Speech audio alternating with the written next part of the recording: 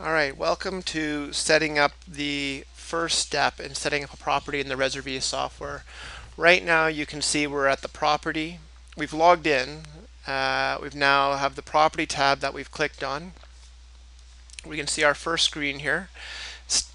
What I'm going to do is simply go over an existing hotel that's already in the system. Oh, I must have clicked on something here. So we can see that this particular hotel is active. Normally what you do is you don't check this checkbox unless the hotel is ready to go live and they actually have a link on their website pointing to their reservation system.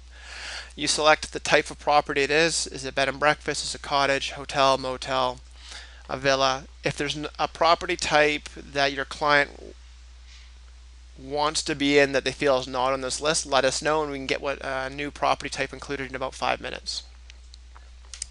They enter in the hotel name. If there is no manager associated with this property, then this information won't be here and it'll prompt you to enter it. You then click on the online reservation radio button if it's not already clicked.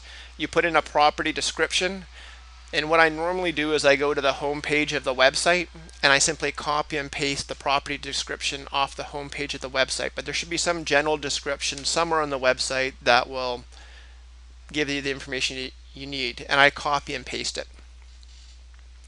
Then you put in the Hotel General's email address, and usually I find this on the contact page of the hotel's website. You put in their URL, so don't forget to put HTTP :// whatever the URL is. If they have a TripAdvisor URL, you can put it in here. I'll call this web address, like TripAdvisor web address. Put in their phone number, a fax number if they have one. Don't worry about the reservation website page. This will be auto-generated by the software. You then check off the amenities that are associated with this particular hotel.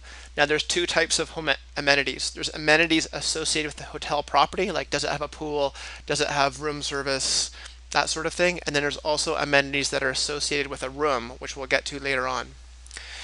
There's a cancellation policy. They can, I look to, usually there's some information on the hotel's website as to what their cancellation policy is. You can simply copy and paste it and put it in here, or we have a generic one that they can use, and you can click on this link here and it'll pop up and tell you what it is.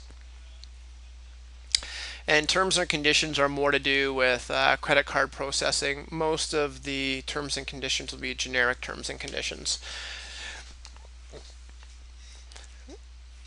And then down at the very bottom, we have directions. So directions in English for guests on how to get to your property in English, and then directions in the local language. And this will show up on all invoices that are emailed to the customer. We scroll back up, go to the second column. We simply select the payment types that the property can accept. Do they accept cash? If they do they accept it online? Well, it's obviously impossible to accept cash online, but offline they do. That would be face to face. Do they accept check, debit, Visa, MasterCard, American Express? Right now, we can only accept Visa and MasterCard and American Express online. Advanced options. When you click on these check boxes, different options will show up in step 6. So I will sort of quickly go over these, but really you need to go, we'll cover this in a later video. Are they going to sell other products and services? Do they want to display the advanced search option for users? So do they want to be able to give their users the ability to search for cribs or rooms with air conditioning, that sort of thing? Do they want to show the taxes on the receipt? Do you want to put a marketing field in, like how they heard about you from Google, newspaper ads, magazine ads, that sort of thing? Do you want to capture the interests of your customers for this particular hotel? And these are all set up by the property owner. So these are defined by the property owner themselves, because different property owners will have different activities within their area. Put all taxes and convenience fee on one line on all invoices. This buries the convenience fee. Not buries it, but puts it in with the tax line item, so it's just one line item on the invoice. And then this says, This will email a reservation report to the hotel every day in case their internet goes off. They can have an email sent at 5 in the morning so that if their internet goes off at 8 in the morning, at least they know who's coming and going and staying in their hotel. And then just some basic address information here. Do they want to show all rooms to the customer or only room types? Bigger properties show only room types. Usually smaller properties show all rooms, like a bed and breakfast. Hotel absorbs. This is what percent of the convenience fee does the hotel want to absorb and what percent does it want to pass on to the customer.